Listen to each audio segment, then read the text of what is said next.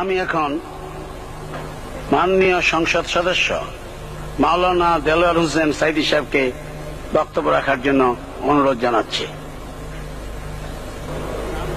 নাহমাদুহু ওয়া নুসাল্লি আলা রাসূলিহিল কারীম ওয়া আলা আলিহি ওয়া আসহাবিহি আজমাইন।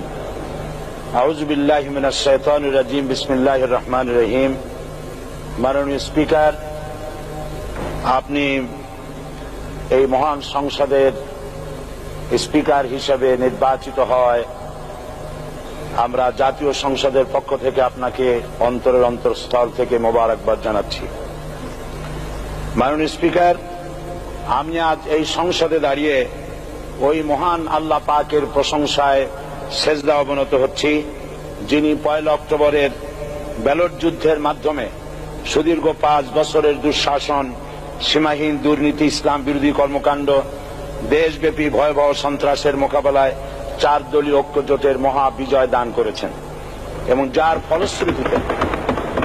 যার ফলশ্রুতিতে আজকে আমরা এই মহান সংসদে দাঁড়িয়ে কথা বলার সুযোগ লাভ করেছি। মাননীয় স্পিকার, আপনার মাধ্যমে আমি আমার অন্তরের অন্তঃস্থল থেকে দেশবাসীকে ধন্যবাদ জানাই। বিশেষ করে আমার নির্বাচনী এলাকা পিরোজপুর, নাজিরপুর, ইন্দুরকানীবাসী ভাই বোনদের প্রতি কৃতজ্ঞতা জানাই, যাদের অক্লান্ত পরিশ্রমে এবং মূল্যবান ভোটের মাধ্যমে আমি নির্বাচিত হয়ে মহান সংসদের সদস্য হওয়ার সুযোগ লাভ করেছি। মাননীয় স্পিকার, বাংলাদেশের 13 কোটি মানুষকে যারা পরিচালনা করবেন আজকে তারাই এই মহান সংসদে বসে আছেন। আমি আপনার মাধ্যমে তাদের উদ্দেশ্যে কিছু কথা বলতে চাই। জবাবদিহিমূলক সরকার, কল্যাণমূলক সরকার ও সুস্থ প্রশাসন, এই বাক্যগুলি আমরা প্রায় শুনে থাকি।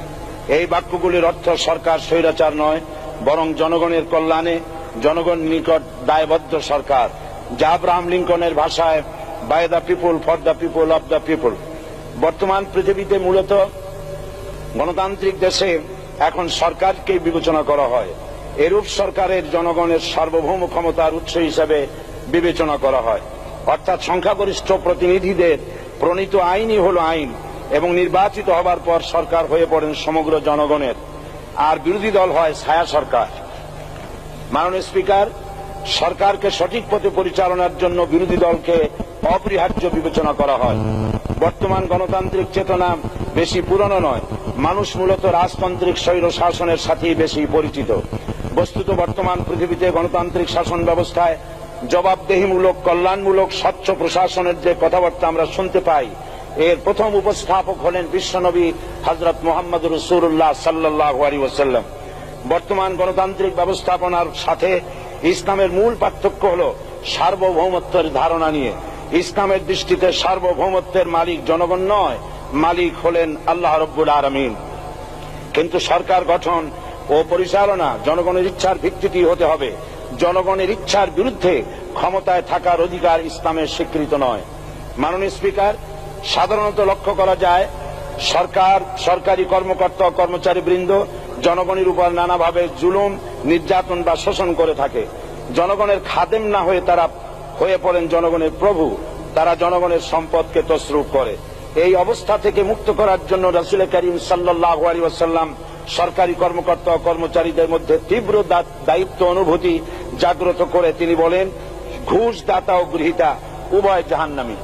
নবী করিম সাল্লাল্লাহু আলাইহি ওয়াসাল্লাম আরো বলেছেন, আমরা যদি কাউকে কোনো রাষ্ট্রীয় দায়িত্ব প্রদান করি তখন সেই ব্যক্তি তার ব্যক্তিগত কাজ যতটা নিষ্ঠা ও আন্তরিকতার সাথে পালন করে, রাষ্ট্রীয় দায়িত্ব যদি সেভাবে পালন না করে তবে কিয়ামতের দিন তাকে উল্টো করে জাহান্নামে নিক্ষেপ করা হবে।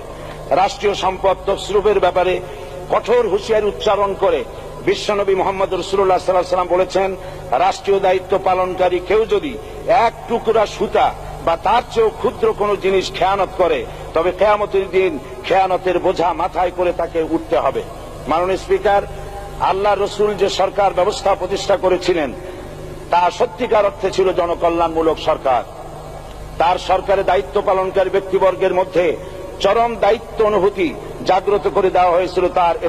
এটা সম্ভব হয়েছিল কেবলমাত্র আখিরাতের তীব্র বিশ্বাস ও মহান আল্লাহর দরবারে জবাবদিহিতার অনুভূতির মাধ্যমে। মানুষের নিকট জবাবদিহিতা পাশ কাটিয়ে যাওয়া যায়, কিন্তু আল্লাহর নিকট জবাবদিহিতা পাশ কাটানোর কোনো সুযোগ নেই। মাননীয় স্পিকার, নবী করিম সাল্লাল্লাহু আলাইহি ওয়াসাল্লামের সরকার ব্যবস্থাপনায় সবাই যেমন আইনের দৃষ্টিতে সমান অধিকার ভোগ করেছে, ঠিক তেমনি ভাবে রাষ্ট্রের নাগরিক হিসাবে সবারই মৌলিক চাহিদাসমূহ পূরণ হয়েছে। ঋণগ্রস্ত এতিম অসহায় জনগণ রাষ্ট্রীয় তহবিল থেকে সহযোগিতা লাভ করেছে। মূলত এটা জনকল্যাণমূলক সরকারের ধারণা বিশ্ববাসী তখনই প্রথম অবলোকন করে। মাননীয় স্পিকার, নবী করিম সাল্লাল্লাহু আলাইহি ওয়াসাল্লাম সরকারি কর্মকর্তাদের বিরুদ্ধে কোনো অভিযোগ পেলে তখনই ব্যবস্থা গ্রহণ করতেন। আইনের চোখে সবাই সমান এবং এ কারণেই শাসকদের আত্মীয় স্বজন কারো পক্ষে সম্ভব ছিল না জনগণের উপরে জুলুম করা।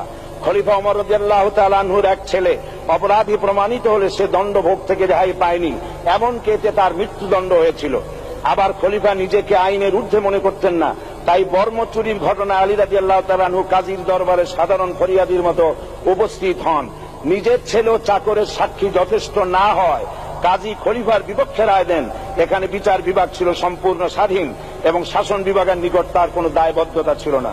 মাননীয় স্পিকার, এসব হলো ইতিহাস। মুসলমান আজ অনুসরণ করতে চায় না তাদের অতীতের গৌরবোজ্জ্বল কর্মপদ্ধতিকে। সে এখন কাফির মুশরিকদের কিরানক স্বার্থ পূজারী আখেরাতে জবাবদিহিতা শূন্য বাগাড়ম্বর এক জাতি।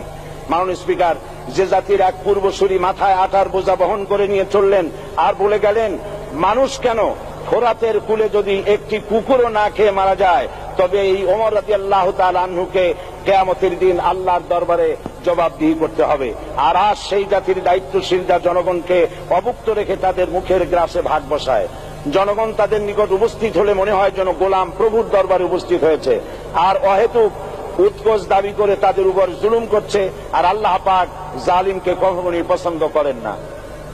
মাননীয় স্পিকার, আমি দৃঢ়ভাবে আশা করি এই অবস্থা কাটিয়ে উঠিয়ে আমরা রাসূল করিম সাল্লাল্লাহু আলাইহি ওয়াসাল্লাম কর্তৃক প্রদর্শিত রাষ্ট্র ব্যবস্থার অনুসরণ করে একটি সুখী সমৃদ্ধশালী আধুনিক ইসলামী রাষ্ট্র পরিণত করে বাংলার প্রিয় জন্মভূমি বাংলাদেশকে আজ গোটা বিশ্বব্যাপী শোষণ, নির্যাতনা, হানাহানি, অশান্তির মধ্যে, তাই আজ পৃথিবীর অধীর আগ্রহে অপেক্ষা করছে ইসলামের আলোকে এমন এক রাষ্ট্র ব্যবস্থার যেখানে দায়িত্বশীলরা আল্লাহ তাআলার কাছে জবাবদিহিতার পাশাপাশি জনগণ নিকটও জবাবদিহি করতে বাধ্য হবে।